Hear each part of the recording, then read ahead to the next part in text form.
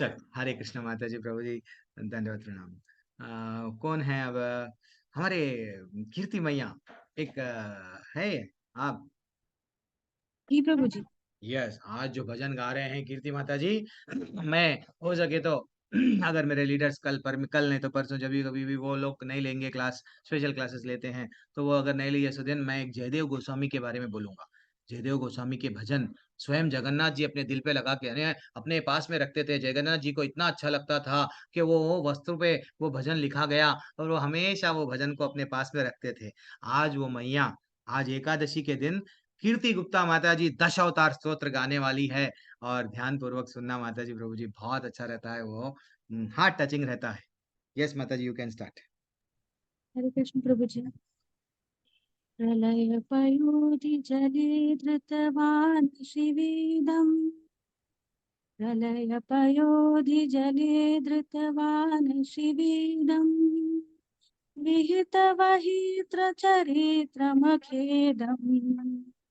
केशवधृता mean शरीरा। जय जगदीश हरे। जय जगदीश हरे। जय जगदीश हरे। क्षितिरिह विपुल तरे तिष्ठति तव प्रीस्ते। क्षितिरिह विपुल तरिष्ठति तव प्रीस्ते।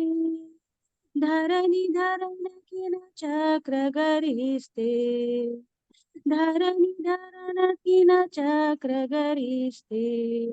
केशवधृता कूर्म शरीरा। जय जगदीश हरे। जय जगदीश हरे। जय जगदीश हरे।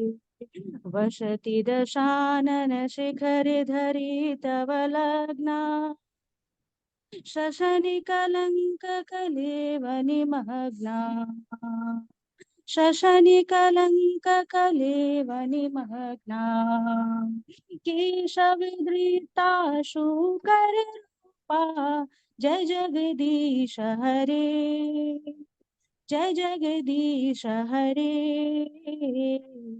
जय जगदीश हरे। तव कर कमल वरे नखमद्भुत श्रृंगम्। तव कल कमल वरे दलित हिरण्यकशपूतनुभृङ्गम्। केशवधृता नरहरि।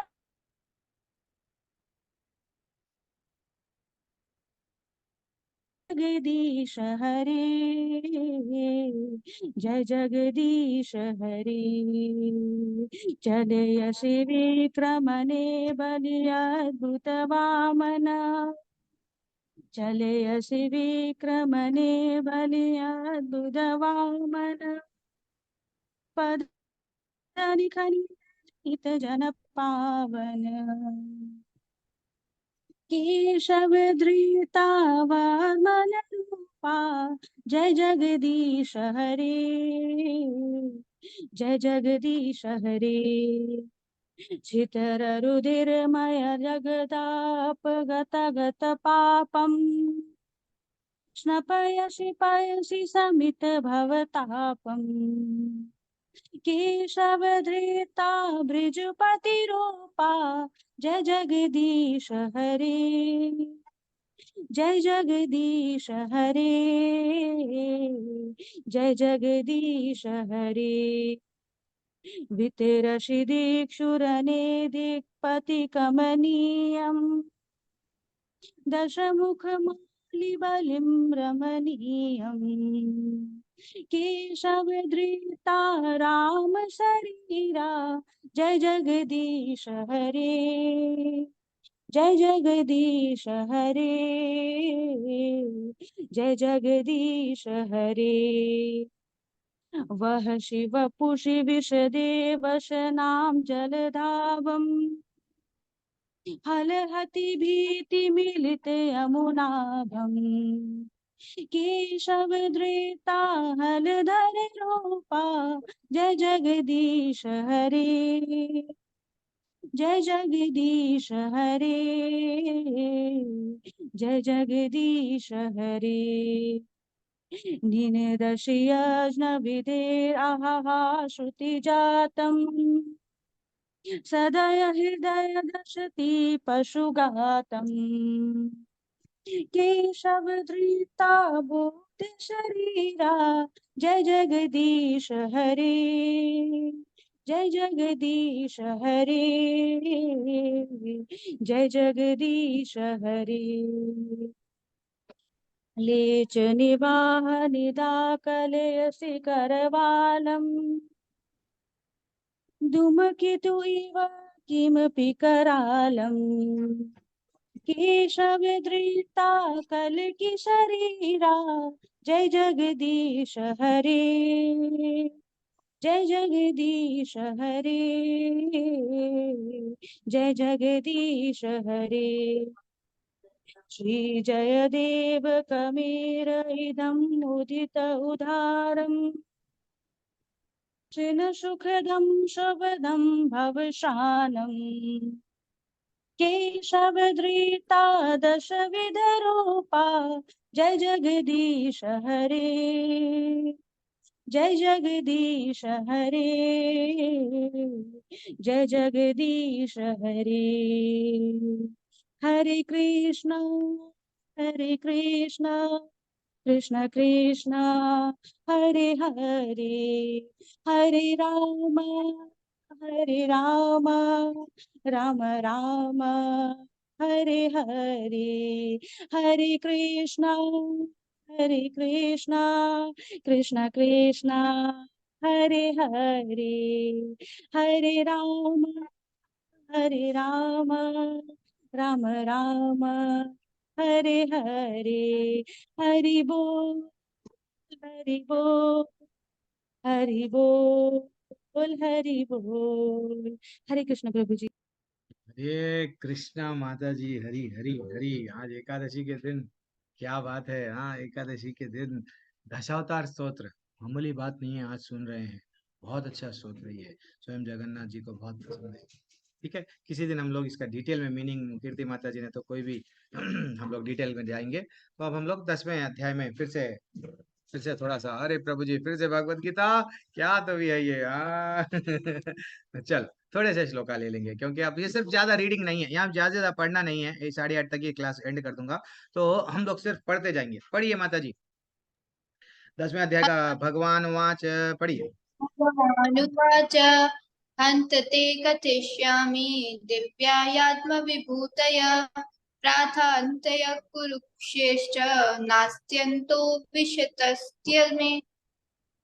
भगवान क्या बोल रहे हैं? हाँ, वो भगवान ने कहा, हाँ, अब मैं तुमसे अपने मुख्य मुख्य वैभव युक्त रूपों का वर्णन करूंगा।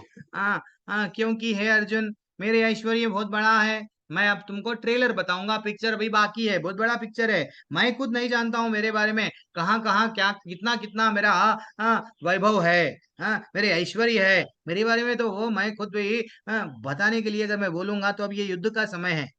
समय बहुत लगेगा, इसलिए मैं क्या करूंगा, मुख्य मुख्य इंपॉर्टेंट इंपॉर्टेंट चीज तुमको क्या करूंगा, बोल रहा हूँ। तो अब क्या है, चलो पढ़ो, थोड़ा सा दीप्ति पढ़ते माता हुए जी जल्दी पढ़ जल्दी लीजिए। आगे बढ़ेंगे। हरे कृष्णा प्रभु जी, हरे कृष्णा माता जी। तात्पर्य श्रीला प्रभुपाद द्वारा। श्रीला प्रभुपाद की जय। कृष्ण की महानता, उनके ऐश्वर्य को समझ पाना संभव नहीं है। जीव की इंद्रिया सीमित है, अंततः उसे कृष्ण के कार्यकलापों से समग्रता को समझ पाना संभव नहीं है। तो भी भक्तजन कृष्ण को जानने का प्रयास करते हैं, किंतु यह मानकर नहीं कि वे विशेष समय में या विशेष या जीवन अवस्था में उन्हें पूर्ण तरह समझ सकेंगे, बल्कि कृष्ण के वृत्तांत इतने आस्वाद हैं कि भक्तों को अमृत अमृत तुल्य प्रतीत होते हैं। इस प्रकार भक्तगण उनका आनंद उठाते हैं। भगवान के ऐश्वर्य तथा उनकी विविध शक्तियों की चर्चा चलाने के शुद्ध भक्तों की दिव्य आनंद मिलता है।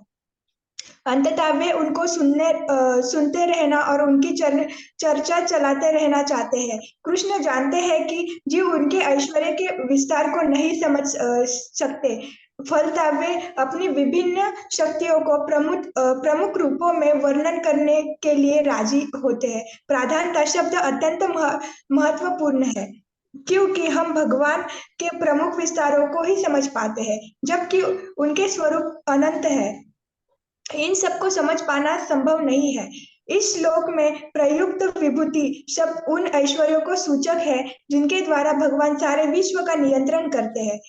अमर कोश में विभूति का अर्थ विलक्षण ऐश्वर्य है। निर्विशेषवादी या सर्वेश्वरवादी न तो भगवान के विलक्षण ऐश्वर्यों को समझ पाता है, न ही उनकी शक्तियों के स्वरूपों को। भौतिक जगत में तथा वैकुंठ लोक में उनकी शक्तियां के अनेक रूपों में फैली हुई है।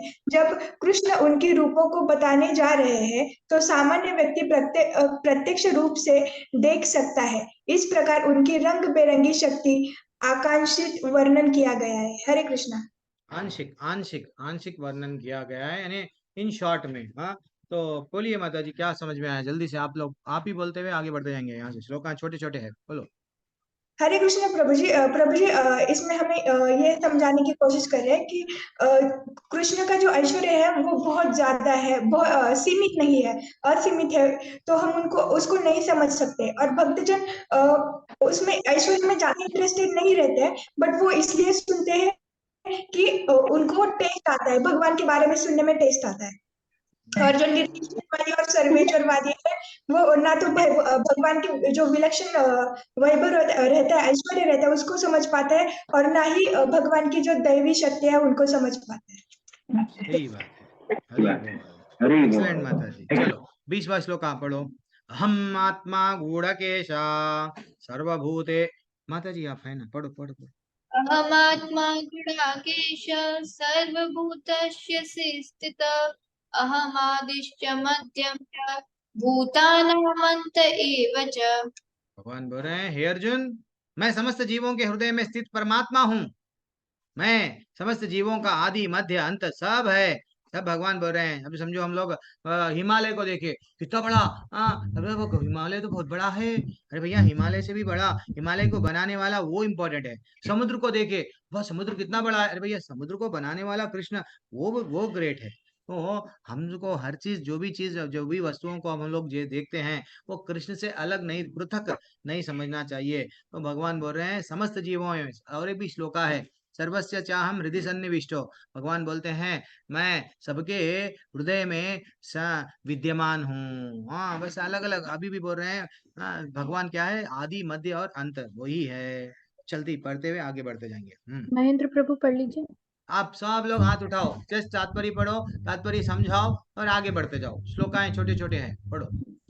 इस श्लोक में अर्जुन को गुणाकेश कहकर संबोधित किया गया है, जिसका अर्थ है निद्रा रूपी अंधकार को जीतने वाला। जो लोग अज्ञान रूपी अंधकार में सोए हुए हैं, उनके लिए यह समझ पाना संभव नहीं है कि भगवान किन किन विधियों से इस लोक में तथा वैकुंठ लोक में प्रकट होते हैं।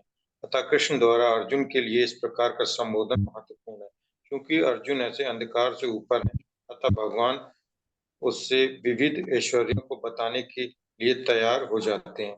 सर्वप्रथम कृष्ण अर्जुन को बताते हैं कि वे अपने मूल विस्तार के कारण समग्र दृश्य जगत की आत्मा है। भौतिक सृष्टि के पूर्ण भगवान अपने मूल विस्तार के द्वारा पुरुष अवतार धारण करते हैं, और उन्हीं से सब कुछ प्रारंभ होता है। अतः वे प्रधान महातत्व की आत्मा है। इस सृष्टि का कारण महातत्व नहीं होता। वास्तव में महाविष्णु संपूर्ण भौतिक शक्ति या महातत्व में प्रवेश करते हैं, वे आत्मा है। अतः महाविष्णु इन प्रकटित भूत ब्रह्मांडों में प्रवेश करते हैं, तो वे प्रत्येक जीव में पुनः परमात्मा के रूप में प्रकट होते हैं। हमें ज्ञात है कि जीव का शरीर आत्मा से स्फुलित की उपस्थिति के कारण विद्यमान रहता है। बिना आध्यात्मिक स्फुलिंग के शरीर विकसित नहीं हो सकता। उसी प्रकार भौतिक जगत का तब तक विकास नहीं होता जब तक परमात्मा कृष्ण का प्रवेश नहीं होता है। जैसा कि सुबल उपनिषद में कहा गया है कि परमात्मा रूप में भगवान समस्त प्रकटीय भूत ब्रह्मांडों में विद्यमान है। श्रीमद् भागवतम में तीनों विष्णु तीनों पुरुष अवतारों का वर्णन हुआ है। स्वार्थ मंत्र में भी इसका वर्णन मिलता है। भगवान इस लोक में अपने 3 स्वरूपों में प्रकट हुए हैं। ब्रह्म संहिता में महाविष्णु या करुणोदशाई विष्णु का वर्णन मिलता है। सर्व कारण भगवान कृष्ण महाविष्णु के रूप में कारणावरण में शयन करते हैं, अतः भगवान ही इस ब्रह्मांड के आदि कारण, पालक तथा समस्त शक्ति के आश्वान हैं। इस श्लोक में अर्जुन भगवान कृष्ण को गुणाकेश कह रहे हैं, जिसका अर्थ है कि वह निद्रा रूपी अंधकार को जीतने वाले हैं। फिर आगे कहते हैं कि भगवान इस लोक में या वैकुंठ लोक में प्रकट होते हैं। यस प्रभु जी। और प्रभु जी अर्जुन इन सब चीजों को समझ सकते हैं क्योंकि वो जो है भगवान के प्रिय हैं और हम नहीं हैं। यस, एक भौतिकवादी व्यक्ति भगवान को नहीं समझ सकता है। समुद्र बहुत ग्रेट है, हिमालय बहुत ग्रेट है, लेकिन एक भक्त समझ सकता है। देखिए मेरा भगवान कितना बड़ा है, देखो ये वो इम्पोर्टेंट है। भगवान के बारे में जैसे ही जो कोई भी भक्त जानता है तो भगवान के और निकट आने का प्रयत्न करता है। ठीक है ना? यस। और कुछ बोलना है प्रभु जी? आगे बढ़ेंगे। हाँ चलो ठीक है, नेक्स्ट श्लोक का किसी को भी पढ़ना है, पढ़ते जल्दी जल्दी जाएंगे, यहाँ से श्लोक छोटे ही है। आदित्यानाम अहम विष्णुर आदित्यानामहं विष्णु ज्योतिषाय रविष्युमान् मरीचि मरुतामस्मि नक्षत्राणामहं शशि। क्या बोल रहे हैं? मैं आदित्यों में विष्णु प्रकाश तथा क्या बोल रहे हैं मैं प्रकाशों में तेजस्वी सूर्य हूँ, मरुतों में मरची तथा नक्षत्रों में चंद्रमा हूँ। अब भगवान यहाँ से जितने भी विभूतियां उनके बारे में बताएंगे, ऐश्वर्य बताएंगे। भगवान क्या करते हैं भाई? देखो ना, आदित्य ने उन लोगों की विशेषता क्यों आई है?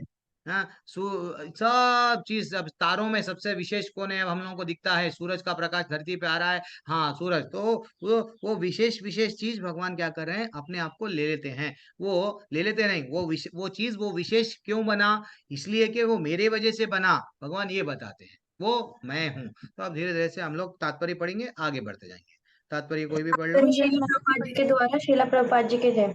आदित्य 12 है, जिनमें कृष्ण प्रधान है। आकाश में टिमटिमाते ज्योति पुंजों में सूर्य मुख्य है, और ब्रह्म संहिता में तो सूर्य को भगवान का तेजस्वी नेत्र कहा गया है। अंतरिक्ष में 50 प्रकार के वायु प्रवहमान है, जिनमें से वायु अधिष्ठात मरीचि कृष्ण का प्रतिनिधि है। नक्षत्रों में रात्रि के समय चंद्रमा सर्व प्रमुख नक्षत्र है, अतः वह कृष्ण का प्रतिनिधि है। इस श्लोक में प्रतीत होता है कि चंद्रमा एक नक्षत्र है, अतः आकाश में टिमटिमाने वाले तारे भी सूर्य प्रकाश को परिवर्तित करते हैं। वैदिक वाणिज्य में ब्रह्मांड के अंतर्गत अनेक सूर्यों के सिद्धांत को स्वीकृत प्राप्त नहीं है। सूर्य एक है और सूर्य के प्रकाश से चंद्रमा प्रकाशित है तथा अन्य नक्षत्र भी, क्योंकि भगवद गीता से सूचित होता है कि चंद्रमा एक नक्षत्र है, अतः टिमटिमाते तारे सूर्य न होकर चंद्रमा के सदृश है। हरे कृष्णा प्रभु जी। थोड़ा सा बताना है तो बताइए आप लोगों। अब आप लोगों को सबको चांस है, जिसको भी अगर कुछ बताना है तो भी बता सकते हैं, नहीं तो मैं आगे बढ़ जाऊँ। प्रभु जी सिंपल है। बताना है। हाँ कुछ तो भी बताओ, छोड़ूंगा नहीं मैं सबको। प्रभु जी इसमें कह रहे हैं कि जो हमारे आदित्य है वो 12 है, और उसमें से जो श्री कृष्ण है वो हमारे सबसे ऊपर है, और फिर जो आकाश में जो भी हमारे जो तारे जो चमकते हैं, वो जो उसमें से सूर्य जो है वो सबसे बड़ा है। और जो ब्रह्म संहिता में सूर्य को भगवान का तेजस्वी नेत्र कहा गया है, कि भगवान का नेत्र है जो सूर्य है। और उसके बाद कि जो अंतरिक्ष में जो 50 प्रकार की वायु प्रवमन है, जिसमें वायु अधिष्ठ जो कृष्ण जी है वो सबसे ऊपर है। मतलब ओवरऑल हम ये देखा जाए तो उसमें ये कह रहे हैं कि श्री कृष्ण जी से ही सब कुछ है। अगर वो जो सूर्य है तो वो श्री कृष्ण जी से, चंद्रमा है तो वो श्री कृष्ण जी से है, हर चीज मतलब श्री कृष्ण जी से है। सही बात है। तो ये दिति और आदिति दो कश्यप मुनि के वो पत्नियां थे, तो जैसा हम लोग बोलते हैं ना, दानव कहाँ से है, अदिति, और 14, यहाँ सॉरी हम लोगों को क्या बताया गया अभी यहाँ पे, 12 आदित्य हैं ना। 12 आदित्य किसके आए हैं, तो आदित्य में ये देवताएं आते हैं। देवताओं में सिर्फ ये जो वामन देव बन के, जब हम लोग लीला देखते हैं, हर चीज लीलाओं को देखते हैं, तो हम लोगों को ये सब कनेक्टेड है। ये जो आदित्य 12 है, 12 में भगवान स्वयं विष्णु अपने आप को बोल रहे हैं, मैं वो 12 आदित्यों में मैं एक हूँ। ठीक है ना। अब हम लोग आगे बढ़ देंगे वैसे ही, सिर्फ जान लेंगे, नॉलेज है भगवान के बारे में, नॉलेज है, जान लेंगे, अच्छा लगेगा। आगे बढ़ते जाओ। वेदानां साम वेदोऽस्मि, देवानाम् अस्मि वसः, इंद्रियाणां मनश्चास्मि, भूतानाम् अस्मि चेतना। वो बोल रहे हैं, मैं वेदों में सामवेद हूँ, देवों में स्वर्ग का राजा इंद्र हूँ। देवों में स्वर्ग का राजा इंद्र हूँ। इंद्र और इंद्रियों में, इंद्रियां जो हमारे है उसमें मन हूं मैं। समस्त जीवों में मैं, उनकी जीवन की शक्ति, जीवन की शक्ति क्या है, चेतना। चेतना नहीं है तो हम जी भी नहीं सकते। हाँ हाँ, तो डॉक्टर बोलता है चले गए इन लौट, वो चीज जो चेतना है वो मैं हूँ। चलो पढ़ो पढ़ो पढ़ो, मानसी माता जी पढ़ लीजिए। पढ़ते हुए आगे बढ़ जाएंगे जल्दी। हरे कृष्णा। श्रील प्रभुपाद की जय। तात्पर्य श्रील प्रभुपाद द्वारा। पदार्थ तथा जीव में यह अंतर है कि पदार्थ में जीवों के समान चेतना नहीं होती, अतः यह चेतना परम तथा शाश्वत है। पदार्थ के सहयोग से चेतना उत्पन्न नहीं की जा सकती। तो प्रभु जी यहाँ पे बताया गया है कि जो पदार्थ है मतलब जीव है हम, तो हमें चेतना जो है वो पूरी तरीके से नहीं होती, उसका कुछ अंश होता है और वो शाश्वत भी नहीं होती है। जो भगवान है उनमें चेतना परम शाश्वत होती है। तो ये यहाँ पे अंतर है। एक्सीडेंट हो जाएगा। सही सही बात है। पदार्थ यानी जो आइटम है, अब समझो। हाँ, अब ये वस्तु है, कौन सा भी वस्तु है, वो वस्तु में जो है सो चेतना नहीं है, वो जहाँ पे रखे वहीं रहता है कितने भी दिनों तक। लेकिन हाँ, चेतना जिसमें भगवान जो डालते हैं उसमें जीव, जैसा बोलते हैं ना, आत्मा, कॉन्शियसनेस। ये कॉन्शियसनेस कहाँ से आ रहा है, भगवान का, ये भी जानना चाहिए। हमारा तो टेम्पररी है लेकिन भगवान का परमानेंट है। जल्दी जल्दी पढ़ो 23वां श्लोक। रुद्राणां शङ्करश्चास्मि, वितेषु यक्षरश्च साम्, वसुनां पावकश्यामि, मेरुशिखरिणामहम्। क्या है, मैं समस्त रुद्रों में शिव हूँ, यक्षों तथा राक्षसों में संपत्ति का देवता कौन है, कुबेर मैं हूँ। वसुओं में मैं अग्नि हूँ, और समस्त पर्वतों में मैं मेरु हूँ। भगवान अपने आप को बोल रहे हैं। देखो पर्वतों में उसकी विशेषता क्या है, सबसे विशेष पर्वत क्या है, जैसे हर चीज में क्या कर रहे हैं, अपना इम्पोर्टेंट इम्पोर्टेंट चीज लेते जा रहे हैं। ठीक है, पढ़ो तात्पर्य पढ़ो, सुदीप फिर प्रभु उसका पढ़ अच्छा सा लीजिए। समझाओ। हरे कृष्णा। दंडवत प्रणाम। शील प्रभुपाद जी की जय। शील प्रभुपाद जी के द्वारा 11 रुद्रों में शंकर या शिव प्रमुख हैं। वे श्री भगवान के अवतार हैं जिन पर ब्रह्मांड के तमोगुण का भार है। यक्षों तथा राक्षसों के नायक कुबेर हैं, जो देवताओं के कोषाध्यक्ष तथा भगवान के प्रतिनिधि हैं। मेरु पर्वत अपनी समृद्ध प्राकृत संपदा के लिए विख्यात है। इसमें भी भगवान अपनी विभूति बता रहे हैं कि 11 रुद्र में सबसे प्रमुख जैसे शंकर जी हैं, शिव जी हैं, तो वो भी मैं हूं। वे कारण वो भगवान के ही अवतार हैं। वो भगवान नहीं है लेकिन भगवान के अवतार हैं, और जिन पर भगवान ने तमोगुण का पूरा भार ब्रह्म का डाल रखा, डिवाइड कर रखा। यक्षों, जो यक्ष हैं, राक्षस हैं, उनके भी नायक जो कुबेर हैं, उनको भी जो कुबेर हैं उन पे भार डाला है, देवताओं के वो कोषाध्यक्ष हैं, वो भी भगवान के प्रतिनिधि हैं, रिप्रेजेंटेटिव हैं। और मेरु पर्वत जो सबसे बड़ा होता है, अपनी जिसमें सब प्राकृतिक संपदा है, जो उसके वो भी भगवान ही है, भगवान का ही वो अंश है। हरे कृष्ण। हरे कृष्णा प्रभु। थैंक्स प्रभु। 24वां श्लोक आप पढ़िए। मुख्यं मां विधि पार्थ बृहस्पतिं, सेनानीनामहं स्कन्धः, सरसामस्मि सागरः, किसी को भी अब श्लोकाएं पढ़ते जाएंगे, आगे बढ़ते जाएंगे। कोई भी अगर दूसरे भी लोग पढ़ना चाहे तो पढ़ो, ऐसा नहीं है कि पार्शियलिटी किसी को भी नहीं है, लेकिन वो माता जी अच्छा सा पढ़ते हैं। तो हे अर्जुन, मुझे समस्त पुरोहितों में मुख्य पुरोहित बृहस्पति जानो। हाँ, पुरोहितों में भी सबसे मुख्य पुरोहित कौन है? बृहस्पति ना, वो मैं हूँ। मैं समस्त सेना नायकों में, जब भी देवताओं से युद्ध होता है, हाँ, दानवों असुर ये सब लोग देवताओं पे, इंद्र पे जीतने के लिए कोशिश करते हैं, तो कोई सेनापति रहता है ना, वो कार्तिकेय, वो मैं हूँ। समस्त जलाशय, जलाशय चाहे कौन सा भी रहने दो, इंडिया के पास में दिखता है, इंडियन ओशियन, पैसिफिक ओशियन में ही भगवान नहीं है। आप अमेरिका, अफ्रीका, कहाँ पे भी चले जाओ, अगर वहां पे समुद्र है, जहाँ कोई भी बाहर चले जाओ, अगर समुद्र है, वो समुद्र को देखे तो हमको फील आना चाहिए।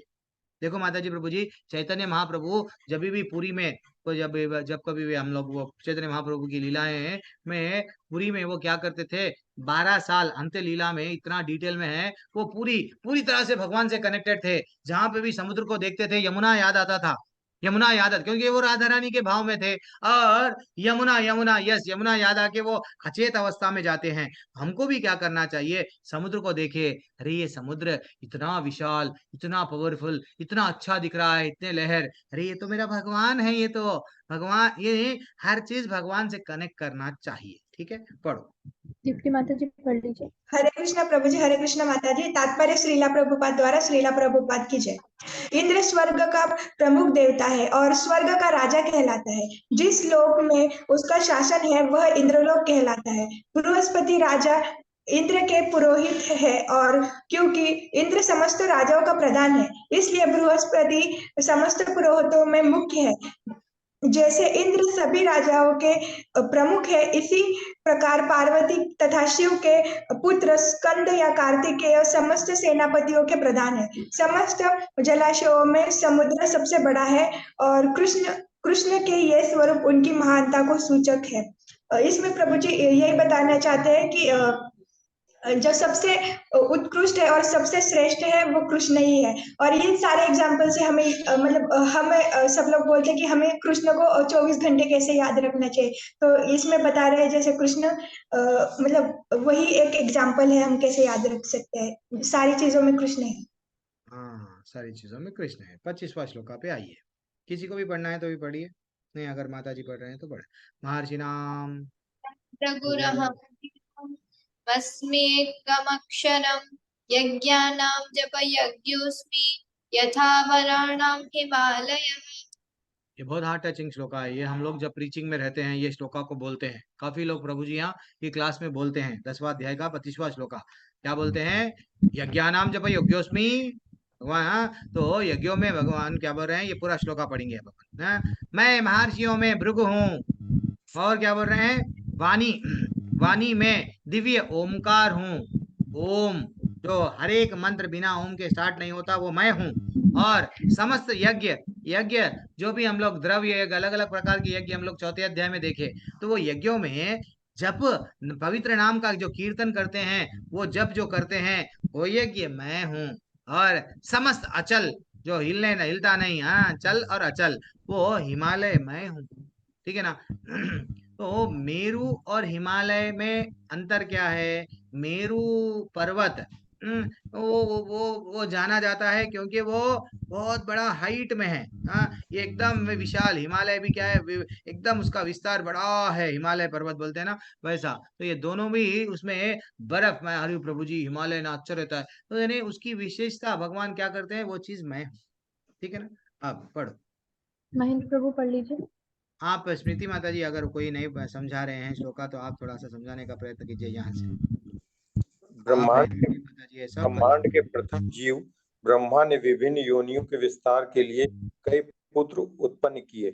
इनमें से भृगु सबसे शक्तिशाली मुनि थे। समस्त दिव्य ध्वनियों में ओंकार कृष्ण का रूप है।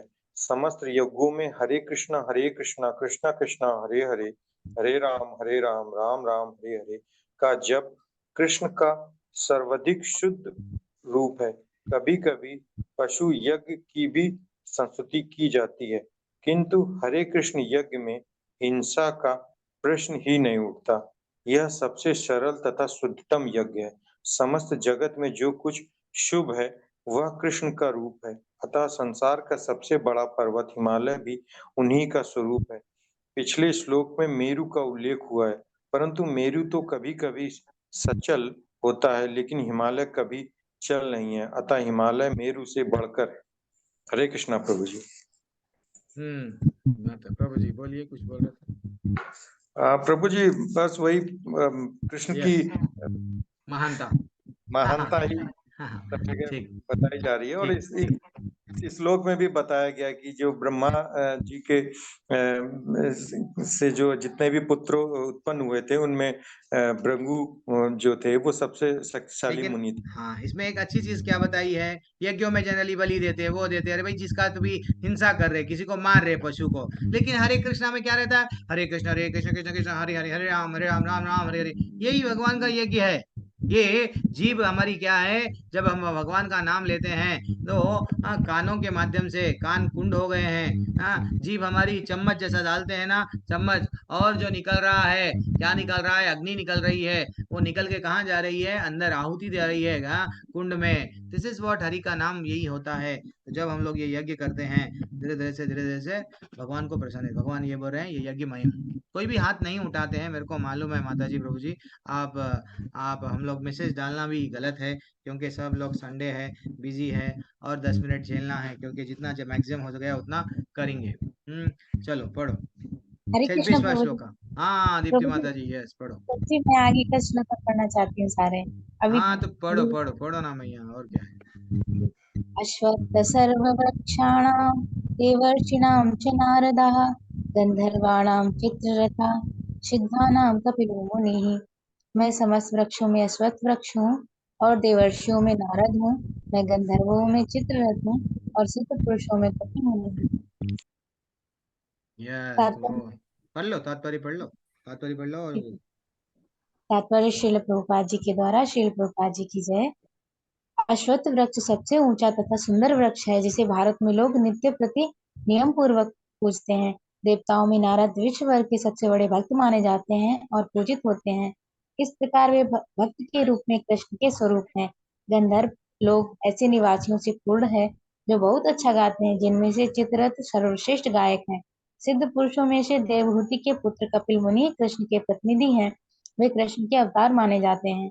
इनका दर्शन भागवत में उल्लिखित है। बाद में भी एक अन्य प्रसिद्ध कपिल हुए, किंतु वे नास्तिक थे, अतः इन दोनों में महान अंतर है। प्रभु जी, भगवत गीता मतलब शुरू के अध्याय में भी मैंने पढ़ा था कि 2 कपिल मुनि हुए हैं। एक देवहूति के पुत्र, उन्होंने सांख्य दर्शन दिया था, तो उनका वे भगवान के अवतार माने जाते हैं। और एक दूसरे कपिल मुनि थे, तो उन्होंने भी अपनी फिलॉसफी दी है, लेकिन उनका मतलब मायावाद का ऐसा कुछ है, तो वे नास्तिक थे, उनको नहीं मानना चाहिए। जो देवहूति के पुत्र हैं वे भगवान के अवतार हैं। जो अश्वत्थ वृक्ष है वो भगवान मतलब भगवान उसको अपने आप से जोड़ते हैं कि वृक्षों में मैं अश्वत्थ हूँ। और नारद जी हैं, वो भगवान के बहुत बड़े भक्त हैं, तो वो भगवान जी मतलब अपने भक्तों में नारद हैं। और गंधर्वों में भगवान चित्ररथ हैं। चित्ररथ जो गंधर्व लोक में सबसे अच्छे गायक हैं, तो भगवान चित्ररथ हैं। और मुनियों में भगवान कपिल मुनि हैं।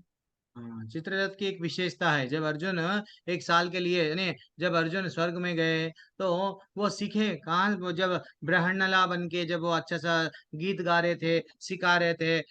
उत्तर ये सब हम लोग सीखे ना, ये कहाँ पे सीखा गया, चित्ररथ है, उनके गुरु है जो सिखाने वाले हैं।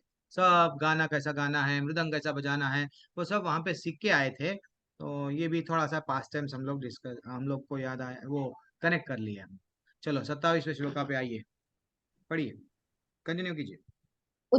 उच्चैश्रवसमश्वानां विद्धि मामृतोद्भवम् ऐरावतं गजेन्द्राणां नारणां च नराधिपम्। घोड़ों में मुझे उच्चैश्रवा जानो, जो अमृत के लिए समुद्र मंथन के समय उत्पन्न हुआ था। गजराजों में मैं ऐरावत हूँ तथा मनुष्यों में मैं राजा हूँ। प्रभु जी, मैं तात्पर्य पढ़ लूं या हाँ कोई और पढ़ लूं? पढ़ लीजिए आप, 1-2 तात्पर्य पढ़िए, बाद में स्मृति माता जी हमारे लीडर सब पढ़ते जाएंगे, क्योंकि कोई हाथ नहीं उठा रहे ना, हमारे लोग ही अपनी लोग को पढ़ते जाएंगे। हाँ श्रील प्रभुपाद जी की जय। श्रील प्रभुपाद जी द्वारा तात्पर्य। एक बार देवों तथा असुरों ने समुद्र मंथन में भाग लिया। इस मंथन से अमृत तथा विष प्राप्त हुए। विष को तो शिव जी ने पी लिया, किंतु अमृत के साथ अनेक जीव उत्पन्न हुए, जिनमें उच्चैश्रवा नामक घोड़ा भी शामिल था। इसी अमृत के साथ एक अन्य पशु ऐरावत नामक हाथी भी उत्पन्न हुआ था। क्योंकि ये दोनों पशु अमृत के साथ उत्पन्न हुए थे, अतः इनका विशेष महत्व है और ये कृष्ण के प्रतिनिधि हैं। मनुष्यों में राजा कृष्ण का प्रतिनिधि है, क्योंकि कृष्ण ब्रह्मांड के पालक हैं और अपने दैवी गुणों के कारण नियुक्त किए गए राजा भी अपने राज्यों के पालनकर्ता होते हैं। महाराजा युधिष्ठिर, महाराजा परीक्षित तथा भगवान राम जैसे राजा अत्यंत धर्मात्मा थे, जिन्होंने अपनी प्रजा का सदैव कल्याण सोचा। वैदिक साहित्य में राजा को ईश्वर का प्रतिनिधि माना गया है, किंतु इस युग में धर्म के ह्रास होने से राजतंत्र का पतन हुआ और अंततः विनाश हो गया। किंतु ये समझना चाहिए कि भूतकाल में लोग धर्मात्मा राजाओं के अधीन रहकर अधिक सुखी थे। प्रभु जी, यहाँ पे समुद्र मंथन के बारे में बताया गया कि क्या क्या निकला है। समुद्र मंथन से जब विष निकला था, शिव जी ने पी लिया, उसके बाद उससे एक घोड़ा निकला जिसका नाम उच्चश्रवा था और एक हाथी जिसका नाम ऐरावत था। और प्रभु जी, ये ऐरावत हाथी शायद मेरे ख्याल से इंद्र देव ने ले लिया था। इंद्र के हाथी का नाम ऐरावत है, तो ये शायद वही समुद्र मंथन से ही निकला होगा। और भगवान मनुष्यों में राजा कृष्ण के प्रतिनिधि हैं, तो मनुष्यों में राजा कृष्ण का प्रतिनिधि, प्रभु जी ये नहीं समझ में आया, मनुष्यों में राजा कृष्ण का प्रतिनिधि है। हाँ, ये थोड़ा सा मेरे को ठीक है, मैं बोलूंगा। तो राजा क्यों बोल रहे हैं, ये भी इम्पोर्टेंट है। राजा का कर्तव्य क्या है, भगवान हमको क्या बताए हैं 1-2-6 में, श्रीमद् भागवतम में, हाँ, परो धर्म। तो हम लोगों को राजा वो सिखाता है, क्या सिखाता है, मैं भगवान का प्रतिनिधि हूँ। जैसा जनक जी का नाम स्वयं कृष्ण भगवान भगवत गीता में लिए, अम्बरीश महाराज की कथाएं, कई लोग राजाएं हैं, युधिष्ठिर महाराज है, कई लोग ऐसे हैं, इवन राम जी भी है, जो अच्छा सा पब्लिक जिसको भी है ना, अच्छा सा क्या करते हैं। उन लोग ये नहीं थे कि भाई मैं, मेरी पत्नी है, कई सारे पत्नियां हैं, मैं एंजॉय करूंगा, नहीं। वो क्या करते थे, मेरा राज का मेरा घर का भी देखूंगा, और मेरे प्रजा को, मेरा घर है, प्रजा मेरा घर है, मेरा फैमिली है, मैं उन लोगों को क्या करूंगा, अच्छा सा, अच्छा सा क्या करूंगा, समझाऊंगा, देखो भाई तुम तुम्हारा कर्म भी करो और भगवान का पूजा करो, मैं यज्ञ कर रहा हूँ, यज्ञ में पार्टिसिपेट करो, यज्ञ में बैठो। तो बड़े बड़े लोग राजाएं महाराजाएं यज्ञ करते थे, और वो स्वयं भी अच्छा सा भगवत धाम जाते हैं, सबको भी वो प्रेरणा देते हैं। लेकिन एक बार क्या हो गया, एक कथा बोलता हूँ, आज कथा नहीं बोला ना, ये कथा से हम लोग यहाँ पे रोक देंगे, क्योंकि आप लोग भी थक गए हैं, 8:30 हो गए हैं। तो एक कथा क्या है, एक राजा वेण, राजा वेण नाम के कथा थे, जो अंग अंग महाराज के बेटे थे। वो क्या करने लगे, मैं यज्ञ करना बंद कर दो, मैं राजा हूँ, मैं ही राजा हूँ। राजा यानी भगवान का प्रतिनिधि, भगवान का प्रतिनिधि यानी मैं ही भगवान हूँ, ऐसा मेरे को मानो, सब जनो क्या करो, मेरे को पूजा करो, तपस्या करो मेरी ही। तो वो राजा बहन को सब यज्ञ बंद करा दिए। तो ब्राह्मण लोग गए, ये पूछे उनको, क्यों आप ये सब कर रहे हो?" तो राजा बोल रहे हैं, राजा ही भगवान के समान है, तो भगवान जो बोलता है वो सुनना चाहिए। हम बोल रहे हैं आप मत करो, तो आप मत करो। लेकिन जैसे ही ब्राह्मणों को ये मालूम हुआ, तो ये इतना घमंडी हो गया है, तो वो श्राप दे दिए, श्राप दे दिए उनको। देन फाइनली हम लोगों को करना क्या है, राजा पद प्रदक्षक, पहले के राजा महाराज ऋषि, महर्षि, ऐसा। तो वो राजाएं थे, लेकिन जड़ भरत में क्या देखे, राजा थे लेकिन वो क्या बने, ऋषि बन गए। कई लोग राजाएं क्या करते थे, अपना कर्तव्य को अच्छा निभाते थे, निभा के फिर प्रजा की भी रक्षा, जैसा परीक्षित महाराज, वो जंगल में गए, क्या करते थे, इवन अपनी प्रजा का ही नहीं, कहीं जंगल में जानवरों पे भी कुछ अत्याचार हो रहा क्या, मैं वहां पे भी जाऊंगा। ने जब एक गाय को और बैल पे जब हिंसा हो रही थी, वो बाण उठा लिए, कली पे मार दूंगा तुमको। तो बोलने का तात्पर्य क्या है, राजा ये देखता है कि कहाँ पे भी अधर्म, जो ने भगवान क्या बोले, यदा यदा ही धर्मस्या, तो यानी धर्म को कहाँ कहाँ पे भी ग्लानि होती है, धर्म को स्थापना करने के लिए वो राजा भी प्रयत्न करता है। तो राजा धर्म की स्थापना करने में अगर किसी को दंड देता है, किसी को मारता है, गलत बात नहीं है ने। वो कृष्ण भगवान के बिहाफ पे, कृष्ण भगवान का प्रतिनिधि है, कृष्ण भगवान के बिहाफ पे प्रजा की रक्षा कर रहा है, किससे, गलत लोगों से। ये टेक अवे ऐसा लेना चाहिए। 28वां श्लोका से हम लोग नेक्स्ट अगले सप्ताह में देखेंगे। ज्यादा ऐसा टफ नहीं रहता है, एक ही दिन में खत्म हो जाएगा, सिर्फ पढ़ते हुए हम लोग आगे जा सकते हैं। 8:30 हो गए ना, नहीं और थोड़ा कंटिन्यू करेंगे क्या? जी प्रभु जी। और अरे आप बोलेंगे तो नहीं, सब लोग बोलना पड़ता। चलो ठीक है, जाने दो। ठीक है, एंड कर देंगे, 2 घंटे हो गए, मेरे को भी मालूम है 1 घंटे तक कंसंट्रेशन रहता है, दूसरे 2 घंटा नहीं होता है, तो छोड़ देंगे। हाँ, क्लास एंड कर देंगे। वांछा कल्पतरुभ्यश्च कृपा सिंधुभ्यैव च पतितानां पावनेभ्यो वैष्णवेभ्यो नमो नमः। अनंत कोटि वैष्णव की जय, श्री प्रभुपाद की जय। हरे कृष्णा। श्रीमद् हरे भगवत कृष्ण प्रभु जी। हाँ, हरे भगवत कृष्ण गीता प्रभु जी। की हरे जय हो। जिसको जिसको कृष्ण जाना है प्रभु जी। जाइए। किसी को कोई डाउट है तो पूछिए। आज एकादशी है, एकादशी के बारे में, नहीं तो आज की क्लास के बारे में। हाँ? आपने बताया कि समुद्र कृष्ण का ही स्वरूप है, तो ये क्यों कहते हैं कि 7 समुद्र पार नहीं जाना चाहिए, पाप लगता है, ऐसा क्यों होता है? नहीं, ऐसा तो अब एक्चुअली अब हम लोग जो जिसमें इस्कॉन में ज्वाइन हुए हैं, हाँ, हम लोग हर चीज भगवान से कनेक्ट करके देखना है। हम लोग समझो, स्त्री को भी देख रहे हैं, स्त्री इतनी सुंदर है, पुरुष को देख रहे हैं, पुरुष इतना सुंदर है, वो सुंदरता कौन दिए? भगवान, उसका चिंतन करना। तो जैसे ही हम समुद्र को देखते हैं, तो ये लोग पाप पुण्य ये सब लोग ऐसा बोलते हैं। ऐसा बोला गया कि दक्षिण दिशा में नरक है, ऐसा बोला जाता है। मृत्यु के बाद में आत्मा को दक्षिण दिशा में डुंग डुंग डुंग डुंग डुंग डुंग हमको पकड़ के लेके जाते हैं, तो वहां पे दंड दिया जाता है। तो वो दक्षिण दिशा, तो ऐसा वो लोग ऐसा बोलते हैं कि भाई वहां पे क्या बोलते हैं, मारते हैं, करते हैं। तो लेकिन हम लोगों को वहां फंसना नहीं है ना दीक्षिता माता जी। हम कौन है? भक्त है ना। तो हमको पाप में जाना है, 7 समुंदर के बाद में पाप में थोड़ी जाना है ना, तो पुण्य में। अगर वहां पुण्य भी है, सोने का महल भी है 7 समुद्र के बाद में, तो भी नहीं जाना है। स्वर्ग भी है, नहीं जाना है। जैसा मुस्लिम लोगों को बोला जाता है, वहां पे नूर होती है, वहां पे ये होती है, वहां पे जाना चाहिए। हम लोगों को वो सब नहीं है। हम लोग क्या करते हैं? ना धनम ना जन्म ना सुंदरिम कविताम व जगत मम जन्मानि जन्मनेश्वरी भवतात भक्त रहे तू की। सिर्फ भगवान मेरे को, ना तो कुछ भी नहीं चाहिए। क्या चाहिए? क्या सिर्फ तुम्हारी भक्ति चाहिए। जब हम भक्ति, भगवान से भक्ति प्रेम करते हैं, भगवान बोलते हैं बेटा सीधा मेरा गोलोक है, आजा। तू अब यहाँ पे बहुत कर लिया सेवा, तू वहां पे आजा। हमको वहां जाना चाहिए ना। साथ प्रभु जी मेरे समुंदर को देखे तो ये हमको स्मरण होना चाहिए, ये नमक का पानी है, ये पेस्ट है, नहीं। अरे ये तो समुद्र है, भगवान का है, यानी भगवान से रिलेट करो, बोलने का तात्पर्य है। ठीक है ना। समुद्र को विभिन्न मत देखो। हाँ, समुद्र कितना गेट है देखो, इतने बड़े बड़े विशाल लहरें आते हैं, समुद्र ही गेट है। थोड़े लोग वहां जाके समुद्र की पूजा करते हैं। अब भगवान विशेषता हिमालय को बोले, हिमालय को जाके पूजा करना नहीं है। वो विशेषता क्यों आई है? भगवान के द्वारा। तो वो जो भगवान जो समुद्र को बनाया, उसको दंडवत करना चाहिए। समझे?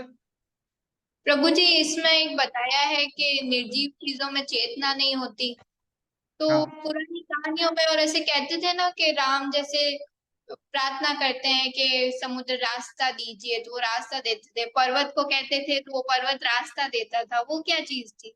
एक्चुअली एक्चुअली ये बात तो सही है। ये सब कण कण में कौन है? क्षीरोदक्षाई विष्णु है ना।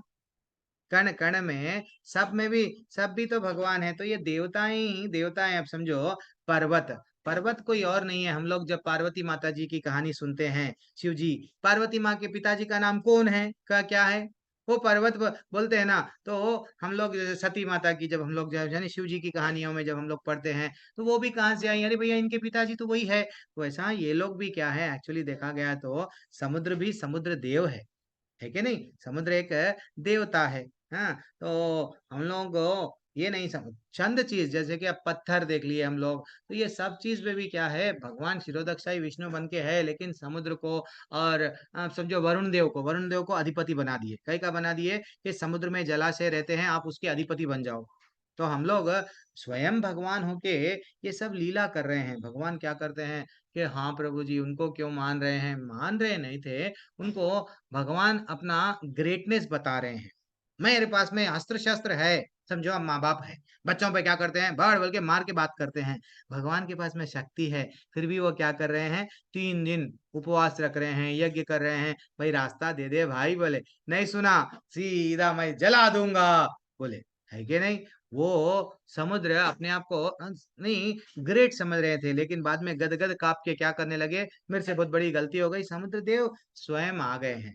तो ऐसा नहीं है एक्चुअली। अब इवन हिमालय पर्वत भी, पर्वत पे गए हनुमान जी, समझ में नहीं आ रहा क्या करना, तो पूरा पर्वत पर्वत उठा लिए। तो ये सब क्या है माता जी प्रभु जी, हम लोग सिर्फ और सिर्फ सचमुच में आज भी ऐसे ऐसे संजीवनी बूटी जो बोलते हैं, आज भी ऐसे सब चीज है, लेकिन हम लोग उसके पीछे, लोग काफी लोग दीवाने हैं।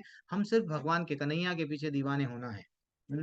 भगवान स्वयं पूजा करे हैं, तो इसका मतलब ये नहीं कि हम लोग अब समुद्र को जाके पूजा करेंगे, नहीं। लेकिन उसका टेक अवे क्या है, भगवान वहां पे उनका वो बता रहे हैं, देखो मेरे में शक्ति है, फिर भी मैं क्या कर रहा हूँ, मैं जैसा शिशुपाल को 100 बार क्षमा करा, शक्ति था फिर भी माफ करा, वैसा भगवान को हमको उनका अनुसरण करना चाहिए। उसके माध्यम से भगवान को जानने का प्रयत्न करना चाहिए, भगवान कितने अच्छे गुण हैं भगवान में, ठीक है ना। मैं फिर भी अच्छे से नहीं बता पा रहा हूँ शायद। हमारे लीडर्स है यहाँ पे, दीप्ति स्मृति माता जी, दीप्ति माता जी, थोड़ा आपको क्या बोलना है? ये टॉपिक क्वेश्चन अच्छा है, बहुत डिटेल में अच्छा सा हम लोग आप लोग डिस्कस कर सकते हैं, बोलिए। अलंकार जी मुस्कुरा रहे हैं आप। हरे कृष्णा प्रभु जी। प्रभु जी आपने तो सब बता दिया, बट मुझे ऐसा लगता है कि कृष्ण ने सबको ना एक एक जिम्मेदारी दी है। वैसे ही समुद्र जो है वो निर्जीव है, बट उसमें उसका केयर और उसका ये करने के लिए उसके समुद्र देवता उनके लिए दिया है, तो हम उनकी पूजा करते हैं, ऐसा कुछ नहीं। तो यस, और स्मृति माता जी। प्रभु जी मुझे जो बोलना था वो दीप्ति माता जी बोल दी। हरी बोल, ये अच्छा आंसर है, ये अच्छा आंसर है। चलो ठीक है, कोई बात नहीं। तो प्रभु जी, भगवान सबको दिया। हाँ हाँ हाँ, दीप्ति माता। प्रभु जी एकादशी के लिए मेरा एक क्वेश्चन था प्रभु जी। हाँ पूछिए जी, पूछिए, यहाँ लोग बहुत बड़े बड़े लोग हैं, वो लोग आंसर देंगे। हाँ प्रभु जी मैं एकादशी रहती हूँ ना, तो दूध फल ये सब चीज लेती हूँ, तो मैं अपने कान्हा को भी मतलब अन्न का भोग नहीं लगाती उस दिन, तो क्या उनको अन्न लगा सकते हैं? मैं नहीं, उनको भी व्रत रखती हूँ अपने साथ, अरे मतलब नहीं दूध फल माता जो। जी, भगवान को, अरे ठीक है चलो। पहले व्यास माता जी क्या करेंगे, उनको भी व्रत रखेंगे क्या? आप ही अच्छा सा एकादशी कहानी बोले आज, अब आप नहीं बोलो। प्रभु मतलब अन्न खाना मना है ना, तो अन्न में पाप, पुरुष पाप हाँ है मतलब तो कहीं भगवान को पाप चढ़ लग जाएंगे, टू मच चाहिए तो। उनको भी हाँ, नहीं खिलाती हूँ प्रभु जी। सही बात है। जीती चौरसिया माता जी का प्रश्न बहुत अच्छा है। अब दीक्षिता व्यास माता जी आपका क्या विचार है? फिर अलंकार जी बोलेंगे। प्रभु जी वो जो खाते हैं वो हम प्रसाद के रूप में खाते हैं, तो उनको भी व्रत का ही खिला देना चाहिए। हरी हरी, ठीक है। अलंकार जी आपका क्या टेक अवे? गुरु जी पहले तो भोग लगाना ही मना है, तभी तो भगवान ने खुद ही बताया है कि ये हम्म, ग्रहण चाहिए, तो गीता के क्या हिसाब से बात वही है। ग्रहण, तो हरी उसी के हरी, हिसाब से। भगवान को पाप थोड़े तो न चढ़ा अन्न, देते हैं। अन्न लगाना भी मना है, ये आपका टेक अवे, ठीक है, कोई बात नहीं, मेरा कोई बात नहीं। हाँ आप ही की क्लास में था, मैंने पूछा था कि प्याज लहसुन खाना नहीं है तो भोग नहीं लगा सकते, और हाँ, चाय नहीं लगा सकते, तो उसके बाद वीडियोस देखे यूट्यूब पे बहुत सारे, तो पता चला कि भोग भी नहीं लगा सकते। सही बात है। हाँ, जो हम लोग वर्जित है तो वर्जित है, वो नहीं लगा सकते हैं, लेकिन एकादशी के दिन अन्न भगवान को खिला सकते हैं क्या, ये डाउट है।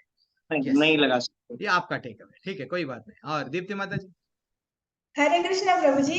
प्रभु जी वो पाप कर्म वगैरह वो सब हम हमारे लिए है, कृष्ण सबसे परे है।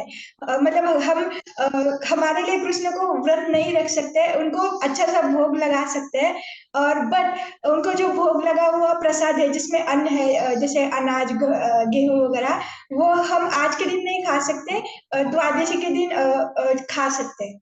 उनको अच्छे से हम्म, भोग लगाना चाहिए, और बट हमें नहीं खाना चाहिए, हम नेक्स्ट डे खा सकते हैं, उसको अच्छे से रख लो और नेक्स्ट डे खा सकते हैं, हम खा कृष्ण को सकते भूखा नहीं। ना, कृष्ण को भूखा नहीं रख सकते। चलो स्मृति मैया, छोड़ना नहीं हाँ है, प्रभु हमारे जी। लीडरों को कुछ ना कुछ बोलना ही है। हाँ हरे कृष्ण प्रभु जी, भगवान को हम लोग कुछ भी भोग लगा सकते हैं, बस वो तामसिक और रजोगुण भोजन छोड़ करके, भगवान छोड़ तो कर, सबके हाँ तो वही है कि भगवान ही है, तो भगवान को लगा सकते हैं, फिर हम लोग नेक्स्ट डे ले सकते हैं, क्योंकि आज तो हमारा फास्टिंग है, तो आज हम लोग अन्न वाला चीज नहीं लेंगे। नहीं अगर लेना। फ्रूट्स वगैरह लगा दिए तो वो हम लोग ले सकते हैं प्रसाद यस के रूप में। यस, जगन्नाथपुरी में 56 भोग लगते हैं। एकादशी आ गई क्या, भगवान को भोग, भगवान के लिए पाप नहीं लगता है। तो सिर्फ जैसा माता जी परफेक्ट आंसर दिए हैं, रजोगुण तमोगुण, दीप्ति माता जी वही बोल रहे हैं, भगवान बिल्कुल बिल्कुल चढ़ा सकते हैं, लेकिन आप नहीं खाना चाहिए। पाप और पुण्य ये सब भगवान को नहीं है, हम जैसे बद्ध जीवों को लगता है। हाँ हाँ, ये है, भगवान को चढ़ा सकते हैं लेकिन हम लोग नहीं खाना। लेकिन जगन्नाथ जी का प्रसाद इतना महान है, अगर वो माता जी नहीं है कल कल नहीं तो परसों माता जी को बोलूंगा प्रसाद की विशेषता के निर्मालया बोल के एक रहता है, जगन्नाथ जी का एक निर्मालया मिलता है, छोटी छोटी पिंक थैलियों में हमको जगन्नाथपुरी को जाते हैं 10 रुपये में, यानी सूखा हुआ भगवान जगन्नाथ जी का प्रसाद मिलता है जिसको निर्मालया बोलते हैं। वो भी अगर हम लोग गले में, हम लोग नेक्स्ट डे दूसरे दिन हम लोग वो खा के व्रत छोड़ते हैं, तो वो भी अगर वो लोग तो बोलते हैं कि नहीं नहीं, अगर हम निर्मालया भी खाएंगे तो हमारा व्रत नहीं टूटेगा, क्योंकि वो निर्मालय में वो शक्ति है। तो भगवान का प्रसाद क्या है माता जी प्रभु जी, आज भगवान को चढ़ाना है, आपका इच्छा है नहीं नहीं भगवान को मैं चढ़ाऊंगी, चढ़ाओ, लेकिन आप मत खाओ दीप्ति माता जी। फाइनल कंक्लूजन, इससे तो अच्छा आप क्या करें, अलंकार जी बोले हैं वो बेस्ट है। आप जो खा रहे हैं वही चढ़ा दो ना, साबूदाना खा रहे हैं, बगर खा रहे हैं, वही चढ़ा दो, ठीक है ना, भगवत आप जो गीता खा रहे हैं में वो अच्छा। भगवान जी है ना, हाँ पुष्प और फल और पत्ते से वो प्रसन्न होते हैं। हाँ, तो मैं कितना भी पैसे वाला रहने दो, अब मैं पत्ते तो सिर्फ जाऊंगा, मैं बहुत कंजूस हूँ, पत्ते से खुश हो जाते भगवान, ले लो पत्ता ले लो, बल्कि हम लोग को ऐसा नहीं चढ़ाना चाहिए। अरे भैया भगवान हमारे पास में जो कोई भगवान बोले हैं गरीबों के लिए, सबके लिए मैं हूँ, लेकिन इसका ये अर्थ नहीं है कि सिर्फ बाजार पे जा रहे पत्ता तोड़ रहे तिजोरी भरते जा रहे, ऐसा नहीं। थोड़ा बहुत जो भी हम खा रहे हैं, हम जो खा रहे हैं भगवान को, यस, रजोगुण और तमोगुण का जैसा जो लहसुन प्याज नहीं डालना चाहिए, काम वासना बोलते ना, काम उसकी चेतना खराब होती है, बढ़ती है काम वासना ऐसे बोलते हैं, वो अवॉइड करना चाहिए। यस, पत्ता मतलब तुलसी, ऐसा नहीं है माता जी, यस तुलसी तो डेफिनेटली भगवान को प्रिय है, लेकिन भगवान इतने दयालु है, वो भी ये नहीं बोले कि सिर्फ तुलसी ही, आपको नहीं कुछ भी नहीं है तो आप दे दो, कुछ भी दे दो, लेकिन दो। देखो मौज दे, मौज का छिलका खा लिए भगवान, विदुरानी के पास में जब गए, भाव में मौज के जगह पे वो भूल गए कृष्ण भगवान को, देखते जा रहे उनकी सुंदरता को, मौज का छिलका दे दिए, छिलका भी खा लिए भगवान। बेर झूठे थे, झूठे बेर भी खा लिए, ये नहीं देखे अरे तेरा कैश क्या है, तेरा सर्टिफिकेट लेके आ, कैश सर्टिफिकेट में देखूंगा, नहीं बोले भगवान, भाव में डूब गए थे, लालो जो तुम देंगे मैं खा लूंगा, भगवान वो लेवल के है, हम कौन सी लेवल के हैं। ठीक है, हरे कृष्णा, धन्यवाद प्रणाम। और कोई डाउट, कोई डाउट? प्रभु कल कौन सी बुक हरे स्टार्ट कृष्णा होगी? कल जी प्रभु जी, कल आप कह रहे थे कि कल न्यू बुक शुरू होगी हरे कृष्णा चुनौती के अलावा। कौन सी भी, अब हमारे टीम जो भी आप लोग डिसाइड करेंगे, वो जो भी आप लोगों के पास में जो जनरल बुक है, जो भी छोटी बुक। मानसी माता जी आपने हाथ उठाए। हरे कृष्णा प्रभु जी मुझे हाँ ये डाउट था कि अर्चा विग्रह को हम साबुन से या फिर पीताम्बरी से साफ कर सकते हैं अगर उस पे कुछ खराब हो गया है या कुछ दाग आ गए, क्योंकि हमें चढ़ना में मतलब बोलते हैं कि पानी से ही साफ करना चाहिए।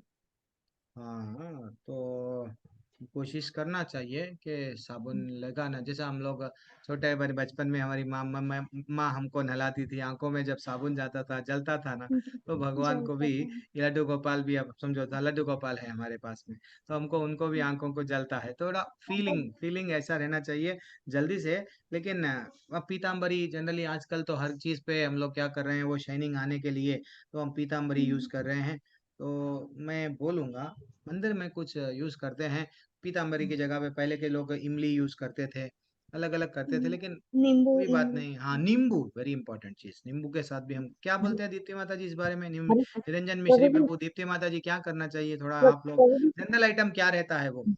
प्रभु जी मेरे ख्याल से दही से स्नान कराना चाहिए, दही से खाना बहुत जल्दी मतलब अच्छा लगने लगेंगे वो एकदम पूरा। सुंदर लगेंगे, दाग हुए चले हाँ जाएंगे, क्या बात है। हाँ माता जी, पीताम्बरी आप ये साबुन आबुन ये चीजें मत लगाना उनको, साबुन नहीं तो लगाना है, सबसे इमली पहले वही नहीं ये चीजें लगाना है, सिर्फ क्या हम नहीं, तो जिन लोगों को लगाते हैं ऐसा तो मैं वो देख रहा था, लेकिन हम लोगों को सिर्फ माता जी बोल रहे हैं क्या बोले आप, दही से। दही दही ओके और प्रभु। प्रभु जी दही हो मेरा गया, मध हो गया। में शहद मिक्स कर देते हैं तो वो ये वही पंचामृत हो गया, आप ये बोलना चाह रहे हैं दही में हम्म, दूध मिला दो, शक्कर वो बोलते हैं ना, वो पंचामृत ऐसा ही बनता है, ये सब आपका शहद मिला दो, सब मिला के वो बोल रहे हैं। ठीक है माता जी, हम्म, लेकिन अगर हो सका तो अगर साबुन को अवॉइड करो, केमिकल जो जितना भी है अवॉइड करना चाहिए भगवान हम्म, को। फिर भी मैं एक ओके बार प्रभु। मैं अच्छा सा मैं मालूम करूंगा, एक प्रभु जी वो मेरे को बोले थे, ये चीज बहुत अच्छा सा विग्रह है, एकदम स्मार्ट बन जाते हैं, ब्यूटीफुल, ब्यूटी पार्लर में हम जाके कैसा फेशियल वो ये करा लेते हैं, वैसे हम भी हमारे लड्डू गोपाल को कर सकते हैं। वो बोले, मैं वो इंग्रेडिएंट्स भूल गया हूँ, मैं उनसे पूछ लेके आपको फिर से बोलूंगा। मानसी माता जी, मैं जी याद प्रभु रखूँ। जी, ग्रुप में डाल दीजिएगा। हाँ, ग्रुप हरे में तो कृष्ण। हर प्रभु चीज जी मेरा डांट ये पड़ती है। बचपन से एक क्वेश्चन रहा है कि जन्माष्टमी 2 क्यों आती है? कौन सी? कहते हैं ना, लिखी हुई आती है कैलेंडर में, एक स्मार्ट वाली एक वैष्णव वाली, तो कौन सी मनानी होती है? अब हम लोग तो वैष्णव कैलेंडर मानते हैं, आज भी एकादशी भी कभी कभी 2 आती है। हाँ, स्मार्त ब्राह्मण वाले क्या करते हैं, जिन लोगों को अभी जैसा एकादशी करो तुमको ये मिलेगा, पैसा मिलेगा, प्रॉपर्टी मिलेगा, तो वो लोग स्मार्त ब्राह्मण है। हम लोग क्या है, वैष्णव है, वैष्णव ब्राह्मण लोग, वैष्णव कैलेंडर रहता है, वैष्णव कैलेंडर के हिसाब से इस्कॉन चलता है, वो ही मानते हैं। तो आप भी क्या करना, अपने फोन में वैष्णव कैलेंडर ऐप है, जैसा व्हाट्सएप है वैसा वैष्णव कैलेंडर डाल लो, उसमें आपको मालूम हो जाएगा एकादशी कब है, हम वही मानते हैं, 2-2 नहीं करते हैं। आते हैं, सही जी बात प्रभु है, जी, मैंने लेकिन तो ये कई बार सूरज आता को, है हाँ मैं वो ये लोग क्या मना। करते हैं, सूरज, हम लोग क्या देखते हैं, सूरज उदय हो गए सो दिन को देखते हैं, वो लोग तिथि के हिसाब से देखते हैं, तो हम लोग इस्कॉन वाले एक को फॉलो करते हैं, तो हम आप लोग सब इस्कॉन को हो, यानी आपके करीब में इस्कॉन कौन सा है उसको देख लो, उसको फॉलो करो। दिल्ली वाले दिल्ली के करीब में जो है, वहाँ के लोग दिल्ली को फॉलो करो। कोई मायापुर वेस्ट बंगाल वैसा, हम लोग अब साउथ में हैं तो हम लोग देख लेते हैं कोई मायापुर में क्या टाइमिंग है, आज क्या है, हम उनको फॉलो करते हैं जनरली। कभी कभी होता है 2-2 आते हैं, लेकिन हम लोग एक ही करते हैं व्यास माता जी। और मेरे को तो इस बारे में नहीं मालूम, अब एनलाइटन करना पड़ता, हमारे बड़े लोग हैं ना ये लोग, स्मृति माता जी ये लोग। तो ऐसा आता है कि मथुरा में तो पहले मना रहे हैं, कभी आता है वृंदावन में बाद में मना रहे हैं, फिर हम भी सोचने लग जाते हैं मनानी कब है। नहीं नहीं नहीं, मेरे को तो उसके बारे में 2-2 करते हैं पता, अरे भाई रोज ही मनाओ, रोज ही मनाओ, भगवान का त्योहार है, उत्सव है। हाँ उत्सव तो रोज ही मनाना चाहिए, लेकिन भगवान को वो उमंग, वो भाव के साथ ही भगवान को, हर दिन भगवान को हम लोग क्या करना चाहिए, यस भगवान को उत्सव के साथ ही करना चाहिए, लेकिन ये नहीं है कि वहाँ उस दिन क्यों कर रहे हैं हम लोग, क्या गलत कर रहे हैं क्या नहीं है। आप एक को पकड़ो, इस्कॉन कैलेंडर को पकड़ो, इस्कॉन कैलेंडर को पकड़ो, उसमें आपको आपका लोकेशन के हिसाब से आपको टाइम बता देगा, वही हम लोग करते हैं, आप भी वैसा ही फॉलो हो, ठीक है। लेकिन दूसरे अगर टाइम पे अगर हम लोग उसका कर दिए, अरे प्रभु जी दुनिया पूरी कर दिए, आज हम लोग एकादशी नहीं थे, कल ही रह गए, क्या हमको पाप लगेगा क्या? नहीं लगेगा, नहीं लगेगा, नहीं लगेगा, ठीक है। हरे हरे कृष्णा कृष्ण। प्रभु जी, मैं एक बात बोलना चाहती बोलो बोलो। हूँ। प्रभु जी ऐसा बोलते हैं कि जो स्मार्ट वाली एक मतलब त्योहार होते हैं वो साधु बाबा लोगों के लिए होते हैं, जिनके घर बार नहीं होते हैं, वो हम्म। लोग स्मार्ट करते हैं। और जो लोग घर में हैं, भले ही अविवाहित हैं, जिनका परिवार है, तो वो लोग वैष्णव वाली करेंगे। भले ही शैव धर्म के हों, मतलब शक्ति देवी के उपासक हों, कुछ भी हो, लेकिन अगर वो गृहस्थ हैं तो वो वैष्णव वाली करेंगे, दूसरी वाली। और जो बाबा लोग, जो सन्यासी लोग होते हैं, उनके लिए पहली वाली होती है। क्या बात है, माता जी और डेप्थ में जाके बोल रहे हैं, जो बाबा जी लोगों के लिए वो है, हमारे लिए ये है। बहरहाल कुल मिला के हम सब गृहस्थ हैं, गृहस्थों के लिए यही है, क्या है, वैष्णव कैलेंडर के हिसाब से हम भी आपके ग्रुप में डालते जाएंगे कब है क्या है। और आज के दिन दान भी देना बहुत अच्छा है, एकादशी है, आज के दिन कुछ भी करना बहुत अच्छा है, तो आप क्या करो, भक्ति में रहो। मेरे को कल सब लोग हम बोलना काउंटिंग कितने कितने माले करें, बोलना पड़ता, मैं लूंगा सबका अटेंडेंस। आज मैं 2 माला करा, नहीं प्रभु जी मैं 4 माला करा, मैं 34 माले करा, ठीक है ना। यस, हरे कृष्ण, धन्यवाद।